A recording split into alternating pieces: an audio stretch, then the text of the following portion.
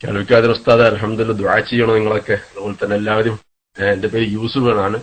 പിന്നെ എല്ലാവരും ഇൻഷാ അല്ലാഹ് ദുആ ചെയ്യാം. അതിനുവേണ്ടി വിളിച്ചതാ. മറ്റൊന്നെന്ന് പറഞ്ഞു കഴിഞ്ഞാൽ ഈ പ്രത്യേക വിഷയം ഞാൻ എന്റെ സുഹൃത്തുക്കളായ നമ്മുടെ സംഘടനയുടെയും പ്രസ്ഥാനത്തിന്റെയും അഹ്ലുസുന്നത്ത് വൽ ജമാഅത്തിന്റെയും പ്രവർത്തകരോട് ഉണർത്താനുള്ളത്, പല ക്ലിപ്പുകളും മറ്റും കേട്ടിട്ട് സുന്നത്ത് ജമാഅത്തിന്റെ പണ്ഡിതന്മാർക്കെതിരായിട്ട് നിങ്ങൾ ഒന്നും മനസ്സിലാക്കേണ്ട ആവശ്യമില്ല. പ്രത്യേകിച്ച് ഞാനിപ്പോ ഒരു സുഹൃത്ത് എന്നോട് പറഞ്ഞു, കേൾക്കുന്നുണ്ടോ എല്ലാവരും? ഒരു സുഹൃത്ത് എനിക്കിപ്പം ടെക്സ്റ്റ് അടിച്ചു, PM ചെയ്തു. അതായത് ഈ പസഫിക് ഭാഗത്തുനിന്ന്, ഓസ്ട്രേലിയ ന്യൂസിലാൻഡ് ഭാഗത്തുനിന്ന് ചിലര് സക്കാഫിന്നും മറ്റു പലതരം എന്താകുന്നുണ്ട് വിളിച്ചിട്ട് പല നിലക്കും പിന്നെ ഉസ്താദിനെതിരായിട്ടും പ്രസ്ഥാനത്തിനെതിരായിട്ടും ഒക്കെ സംസാരിക്കുന്നുണ്ട് എന്നുള്ളത്.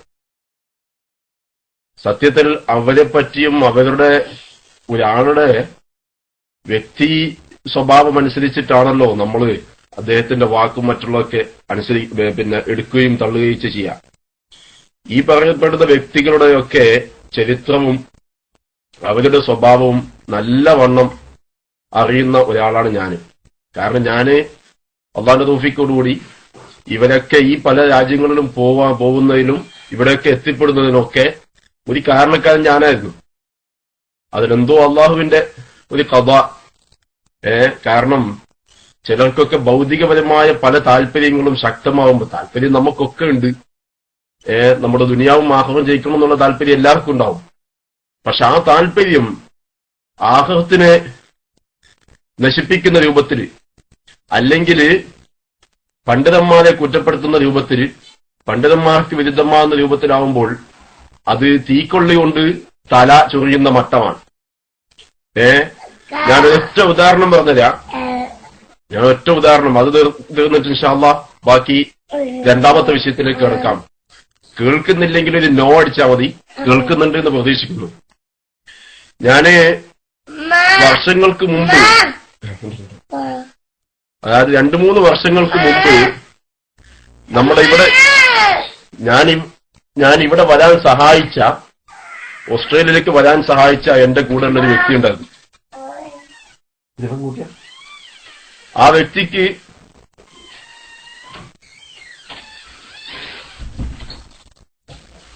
വ്യക്തിക്ക് ഇവിടെ വരാനും ഇവിടെ പിന്നെ ഇമാമ് ആയി നിൽക്കാനൊക്കെ ഉള്ള അവസരം കൊടുത്തത് അന്ന് സുന്നത്ത് ജമാഅത്തിന്റെ സജീവമായ പ്രവർത്തകനായ ഒരു കാരണത്താലാണ്.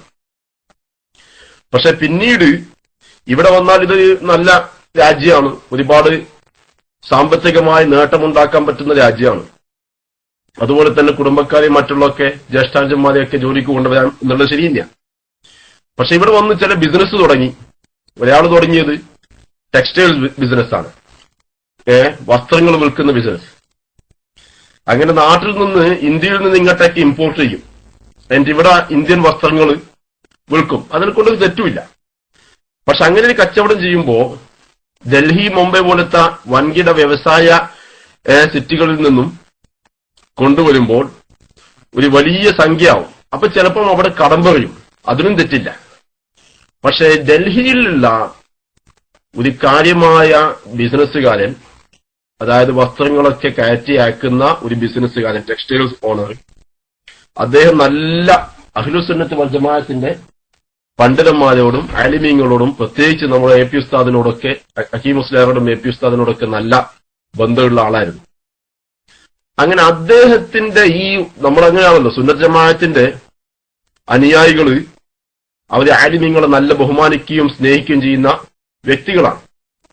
അപ്പൊ ആ അദ്ദേഹത്തിന്റെ ഈ പണ്ഡിതന്മാരോടുള്ള സ്നേഹം, ആ കാരണത്താല് അദ്ദേഹത്തിനോട് ഇവരുടെ പേര് പറഞ്ഞിട്ട്, ഞാനിങ്ങനെ ഉസ്താദിന്റെ കാര്യമായ ആളാണ്, ഞാൻ ഉസ്താദിന്റെ മുഹിബാണ് എന്നൊക്കെ പറഞ്ഞിട്ട് ഒരാൾ എന്ത് ചെയ്തു, ആ ഡൽഹിയിലുള്ള ഒരു വ്യക്തിയോട് പിന്നെ കടത്തില് ഒരുപാട് കടമാക്കിയിട്ട് ഒരുപാട് സാധനം വാങ്ങി ഇങ്ങോട്ടേക്ക് കൊണ്ടുവരാൻ. അപ്പൊ കടമായിട്ട് വാങ്ങിയതാണ്, അതൊന്നും തെറ്റില്ല. കടമായി വാങ്ങുന്നത് തെറ്റില്ല. പക്ഷെ ആ ഒരു ഐഡന്റിറ്റി ഉപയോഗിച്ച് വാങ്ങി കുറച്ച് കഴിഞ്ഞ് നോക്കുമ്പോ ആ പൈസ സമയത്തിന് കൊടുക്കാൻ കഴിയാത്ത അവസ്ഥ വന്നു. വലിയ സംഖ്യയാണ്. അപ്പൊ കൊടുക്കാൻ കഴിയാത്ത അവസ്ഥ വന്നപ്പോ ഒരുപാട് പ്രാവശ്യം വ്യക്തിയോട് നേരിട്ട് ചോദിച്ചിട്ട് കിട്ടിയില്ല. അങ്ങനെ ആ വ്യക്തി ഡൽഹിയിൽ വെച്ച് ഉസ്താദിനോടും മക്കി മുസ്ലിയാരോടൊക്കെ ആ വിഷയം പറഞ്ഞു. ഇങ്ങനെ നിങ്ങളെ പേര് പറഞ്ഞിട്ട് കടം വാങ്ങിയത്. അപ്പൊ അത് ആ വിഷയം എന്നോടും പറഞ്ഞിരുന്നു ഇവര്. ഞാൻ അന്നേ പറഞ്ഞു ഇതിൽ തീക്കൊള്ളുകൊണ്ടുള്ള കളിയാണ്, നമ്മൾ അവര് പേര് വെച്ചിട്ട് പാടില്ല, വാങ്ങാൻ പാടില്ല. പക്ഷെ പിന്നീട് അത് കൊടുക്കാൻ താമസിച്ചപ്പോ അവര് ഉസ്താദിനും മക്കി മുസ്ലിയാരൊക്കെ ബന്ധപ്പെടുകയും അപ്പൊ അതൊരു സംഘടനയ്ക്കും പ്രസ്ഥാനത്തിനും ദഅവക്കും ഉപദ്രവം ഉണ്ടാകുന്ന വിഷയമാണെന്നുള്ള നിലക്ക് അവര് ഈ വ്യക്തിയെ ഗുണോപദേശിക്കുകയും ഇത് ചെയ്യരുത്, നമ്മളെ പേര് ഉപയോഗിച്ചിട്ട് കടം വാങ്ങാൻ പാടില്ല എന്ന് ഉപദേശിക്കുകയും അതിൽ കുറച്ചൊക്കെ നല്ല താക്കീത് നൽകുകയും ചെയ്തു. പക്ഷെ അത് മറ്റൊരു നിലക്ക് അങ്ങനെയാണല്ലോ, അതിനുള്ള ഒരു പ്രതികാരമായിട്ട് എന്തായി പിന്നെ അത് വ്യക്തിപരമായ ഒരു വിദ്വേഷമായി മാറി. അത് മാറിയതിനു ശേഷം പിന്നെ ആ വ്യക്തി പിന്നെ എതിർ പ്രസ്ഥാനത്തിലേക്ക് ചായ്വുണ്ടാവുകയും പിന്നെ പണ്ഡിതന്മാരെ ഇക്കാരണത്താൽ മറ്റു പല ചൂഷണങ്ങളും ചെയ്ത്, പ്രത്യേകിച്ച് ഇപ്പൊ ഈ ഷൈർ മുബാറക്കിന്റെ വിഷയം വന്നപ്പോ നല്ലൊരു അവസരമായിട്ട് കാണുകയും എതിരായിട്ട് പ്രസ്താവനകളും ക്ലിപ്പുകളൊക്കെ നടത്തുകയും ചെയ്തു. അപ്പം വളരെ എന്താ പറയേണ്ടത്, ഭൗതികമായ ഇപ്പം നടക്കുന്ന സംഭവങ്ങളും ഏകദേശം ഭൗതികമായ താല്പര്യമാണെന്നുള്ളത് പലരും ടി വിയിൽ രംഗപ്രവേശനം ചെയ്യുന്നതൊക്കെ ഭൗതികമായ ആവശ്യത്തിന് വേണ്ടിയാണെന്നുള്ളതും നമുക്ക് മനസ്സിലാകാം. മുമ്പ് നമ്മുടെ പ്രസ്ഥാനത്തിൽ നിന്ന് പോയ സക്കാഫിമാരുടെയും മറ്റും അവസ്ഥയും ദുനിയാവിൽ സക്കാഫികൾ മാസൂമികളാണെന്ന് പറയാൻ പറ്റില്ലല്ലോ. അതുപോലെ തന്നെ റസൂലുള്ളാഹിന്റെ കാലത്ത് പോലും റസൂലുള്ളാഹി സ്വല്ലല്ലാഹു അലൈഹി വസല്ലം തങ്ങളുടെ കാലത്ത് പോലും കപടന്മാരുണ്ടായിട്ടുണ്ട്. അപ്പൊ അതുപോലെ ഈ ഭൗതികമായ താല്പര്യത്തിന് വേണ്ടി, ഇതൊരു ഉദാഹരണമാണ് ഞാൻ പറഞ്ഞത്, ഇതിന് ശേഷം മറ്റു പലതും നടന്നിട്ടുണ്ട്. അതുപോലെ തന്നെ പിന്നെ ഇവിടെ അടുത്തുള്ള എന്റെ നാടിന്റെ അടുത്തുള്ള ന്യൂസിലാൻഡിലുള്ള ഒരു അവസ്ഥയും അതിന്റെ ക്ലിപ്പുകളൊക്കെ കാണിച്ചു അങ്ങനെയൊക്കെ എന്ന് പറഞ്ഞു. അതിന്റെയും ഒരുപാട് ഇൻഷാ അല്ലാഹ് വിഷയങ്ങൾ പറയാനുണ്ട്. ഒരു വ്യക്തിയുടെ സ്വഭാവങ്ങളും മറ്റും മനസ്സിലാക്കിയവർക്ക് അത് മനസ്സിലാവാം എന്തൊക്കെയാണ് നടക്കുന്നത് എന്നുള്ളത്. അപ്പൊ ഏതായാലും ഒറ്റ ഉദാഹരണം ഞാനിവിടെ പറഞ്ഞതാണ്. ഭൗതികമായ വിഷയങ്ങളിൽ പരാജയം സംഭവിക്കുമ്പോൾ, അതിനെന്തെങ്കിലും ഭംഗം സംഭവിക്കുമ്പോൾ സ്വാഭാവികമായും ചിലര് തിരിഞ്ഞു നിൽക്കും. അതാണ് നാം പല സമയത്തായിട്ട് സംഘടനയിൽ നിന്നും പ്രസ്ഥാനത്തിൽ നിന്നും ആശയത്തിൽ നിന്നും ആദർശത്തിൽ നിന്നും വ്യതിചലിക്കുന്നതായിട്ട് കേൾക്കുന്നത്. അതിന് നമ്മളെന്താണ്ടില്ല, മുഅ്മിനീങ്ങൾ അതൊക്കെ മനസ്സിലാക്കണം എന്ന് ഉപദേശിച്ച് ഇൻഷാ അല്ലാഹ് വേണ്ടി വന്നാൽ ഞാൻ കൂടുതൽ ഡീറ്റെയിൽസുകൾ ഇൻഷാ അല്ലാഹ് നാളെയോ മറ്റന്നാളോ ഇതിനെപ്പറ്റി പറയുന്നതാണ്. പക്ഷെ ഇങ്ങനെ ഈ പസഫിക് രാജ്യങ്ങളിൽ വന്നിട്ടുള്ള സത്യത്തിൽ ഇദ്ദേഹത്തിനൊക്കെ അല്ലാഹ് സൗണ്ട് പോയോ?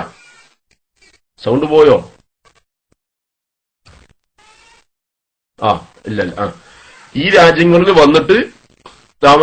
വന്നിട്ടുള്ള ചിലരാണ് ഇങ്ങനെ പറയുന്നതെന്ന് കേട്ടപ്പോ ചിലരൊന്നും അധികമൊന്നുമില്ല, ഇങ്ങനെ ഒന്ന് രണ്ട് വ്യക്തികളാണ് ഇതായിട്ടുള്ളത്. അതിന്റെയൊക്കെ കാരണം ഇത്തരത്തിലുള്ള ഭൗതികമായ നഷ്ടങ്ങൾ സംഭവിക്കുമ്പോഴുള്ളതാണ്, അല്ലാതെ ആത്മീയപരമായ ഒരു പ്രശ്നമല്ല. പിന്നെ ഇവരൊക്കെ ഇവിടെ വരുന്നതിൽ സത്യത്തിൽ എല്ലാവരും ചിന്തിക്കേണ്ടത് ഈ മർക്കസിന്റെ സുന്നത്ത് ജമാഅത്തിന്റെ SYSന്റെയും SSFന്റെയും ആ ഒരു ശക്തിയും പോപ്പുലാരിറ്റിയും അന്താരാഷ്ട്ര തലത്തിൽ നമുക്ക് കിട്ടിയ റെക്കഗ്നേഷന്റെയും ഭാഗമായിട്ടാണ് കഴിവുള്ളവർക്ക് ഈ നാടുകളിലൊക്കെ ഖിദ്മത്ത് ചെയ്യാനുള്ള. ഇപ്പോൾ തന്നെ സുഹൃത്തുക്കളെ, ഫിജിയിൽ നമ്മുടെ സക്കാഫികളും ഹാഫിദുകളായ സക്കാഫികളും നല്ല അൽഹംദുലില്ലാഹ് ദഅവത്ത് ചെയ്തുകൊണ്ടിരിക്കുന്നുണ്ട്. ന്യൂസിലാൻഡിൽ ഉണ്ട് അബ്ദുൽ ഖാദിർ സക്കാഫി, സുബൈർ സക്കാഫി, ഇങ്ങനെ പലതുമുണ്ട്. അതുപോലെ തന്നെ ഇവിടെയുമുണ്ട് അഹ്സനുമാരും സക്കാഫികളും ഒക്കെ. ഇതൊക്കെ നമ്മുടെ സുന്നത്ത് ജമാഅത്തിന്റെ പണ്ഡിതന്മാരുടെ ഖിദ്മത്തും അതുപോലെ തന്നെ പ്രസ്ഥാനത്തിൽ വിശ്വസിക്കുന്ന ആത്മാർത്ഥരായിരിക്കുന്ന പ്രവർത്തകരുടെയും ശ്രമഫലവും ആയിട്ടാണ് നമ്മളൊക്കെ ഇവിടെ എത്തിപ്പെട്ടിട്ടുള്ളത്. ലോകത്ത് മുമ്പൊന്നും പൊന്മുള ഉസ്താദ് പറഞ്ഞതുപോലെ മുൻകാലത്ത് നമ്മളൊക്കെ ഏതെങ്കിലും ഹാജി വരുമ്പോ അല്ലെങ്കിൽ ഏതെങ്കിലും രാഷ്ട്രീയക്കാരുടെ നേതാക്കന്മാർ വരുമ്പോ നമ്മൾ തലക്കെട്ട് കയ്യിൽ വെച്ചിട്ട് ഇങ്ങനെ നടക്കേണ്ട ഒരു അവസ്ഥയായിരുന്നു. അവര് പറയുന്നതൊക്കെ ശരിയെന്നുള്ളത്.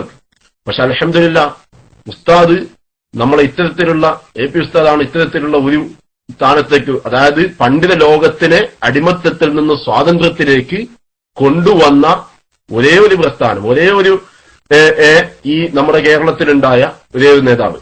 ആ നേതാവിന്റെ കാരണത്താൽ അൽഹംദുലില്ലാഹ് നമ്മുടെ ഇന്ന് ലോകത്തിന്റെ പല ഭാഗത്തും ദഅവ സജീവമാക്കിയിട്ടുള്ളത്. അതുകൊണ്ട് പിന്നെ മനസ്സിലാക്കേണ്ടതെന്ന് പറഞ്ഞു കഴിഞ്ഞാൽ ഇതൊരു ഇന്നലെ പെയ്ത മഴയിലോ അല്ലെങ്കിൽ ഒരു കുമിളയിലോ പൊട്ടുന്ന ഒരു സംഭവമല്ല സുന്നത്ത് ജമാഅത്ത്. എവിടെയും ഇല്ലെങ്കിൽ ഇൻഷാ അല്ലാഹ് ലോകത്തില് ഇവിടെ ഫിജിയിലും ന്യൂസിലാൻഡിലും ഓസ്ട്രേലിയയിലും ഇവിടെയൊക്കെ ഇൻഷാ അല്ലാഹ് നമ്മൾ ഉസ്താദുമാരെയും അതുപോലെ തന്നെ നമ്മുടെ പ്രസ്ഥാനത്തിനെയും നമ്മുടെ സംഘടനകളെയും ഏത് നിലക്കും സാമ്പത്തികമായി സപ്പോർട്ട് ചെയ്യാൻ മറ്റു നിങ്ങൾക്ക് സപ്പോർട്ട് ചെയ്യാനുള്ള കഴിവ് അൽഹംദുലില്ലാഹ് നമുക്ക് തന്നിട്ടുണ്ട്. വേണ്ടി വന്നാൽ ഏത് നിലക്കും ഇൻഷാ അല്ലാഹ് എവിടത്തേക്കും. കാരണം ദീനും സുന്നത്ത് ജമാഅത്തും പറയാൻ പറ്റുന്ന ഒരേ ഒരു പ്രസ്ഥാനം ഈ പ്രസ്ഥാനം മാത്രമാണ്. കാരണം മറ്റുള്ള പ്രസ്ഥാനം അവരിൽ എന്തുണ്ടായി കഴിഞ്ഞാലും അവർക്ക് ആകെ ഉള്ളത് ഒരു ഗാങ്സ്റ്റേഴ്സിന്റെ, അക്രമത്തിന്റെ, വയലൻസിന്റെ, മിലിറ്റൻസിന്റെ സ്വഭാവമാണ്. അവർക്കുള്ളത് മിലിറ്റൻസിന്റെ സ്വഭാവമാണ്. ഒരു പ്രസ്ഥാനം ആശയം അങ്ങനെ അക്രമം കൊണ്ടും അടികൊണ്ടൊന്നും നിലനിർത്തുന്ന ഒരു സ്വഭാവം, പ്രത്യേകിച്ച് ഡെമോക്രാറ്റിക് രാജ്യമായി നമ്മുടെ നാട്ടിൽ താലിബാനിസം കൊണ്ടൊന്നും നടക്കൂല. ജനേന അക്രമ സ്വഭാവമാണ് കേൾക്കുന്നത്. അതൊന്നും ഒരു ഹക്കിന്റെ ഭാഗത്തുള്ളവർക്ക് പറ്റിയതല്ല. ഹക്കോട്ടെ ബാത്തിലിന്റെ ആൾക്കാർ പോലും സത്യത്തിൽ ഇന്ന് ഇക്കാലത്ത് അക്രമ സ്വഭാവം കണ്ട് മറന്നിട്ടേ ഉള്ളത്. പക്ഷേ നേരായ നിലക്ക് അഹ്ലുസുന്നത്ത് വൽ ജമാഅത്തിന്റെ വിഷയം സംസാരിക്കാൻ ആധികാരികമായും ആത്മാർത്ഥമായിട്ടും മുന്നിട്ടുള്ള ഒരു പ്രസ്ഥാനം നമ്മുടെ പ്രസ്ഥാനമാണ്. അതുകൊണ്ട് അല്ലാഹു സുബ്ഹാനഹു വ തആല ഇത്തരത്തിലുള്ള ഭൗതിക താല്പര്യയുടെ കുതന്ത്രങ്ങളിൽ നിന്ന് നമ്മളെയൊക്കെ എന്താവട്ടെ അല്ലാഹു സുബ്ഹാനഹു വ തആല സലാമത്താക്കട്ടെ, രക്ഷപ്പെടുത്തട്ടെ. നടക്കൂല എന്ന് കൂടി പ്രഖ്യാപിച്ചിട്ട് നമ്മുടെ ജീവിതമുള്ള കാലത്തോളം ഇൻഷാ അല്ലാഹ് ഇത്തരത്തിലുള്ള ഇതിനൊക്കെ നമ്മൾ കഴിയുന്നതും നമ്മളെന്താവും എതിർത്തിട്ട് നമ്മുടെ സുന്നത്ത് ജമാഅത്തിനെ പ്രതിരോധിച്ച് നമ്മുടെ ആലിമീങ്ങളെ ഇൻഷാ അല്ലാഹ് പൂർണ്ണമായ സപ്പോർട്ട് നൽകിയിട്ട് ഇൻഷാ അല്ലാഹ് നമ്മൾ എല്ലാ നിലക്കുള്ള കോൺട്രിബ്യൂഷനും ഇൻഷാ അല്ലാഹ് നൽകുന്നതാണെന്ന് അല്ലാഹു സുബ്ഹാനഹു വ തആല അതിനെ സഹായിക്കട്ടെ എന്ന് പറഞ്ഞിട്ട് ഇൻഷാ അല്ലാഹ് ഞാൻ മൈക്ക് വിടുന്നു.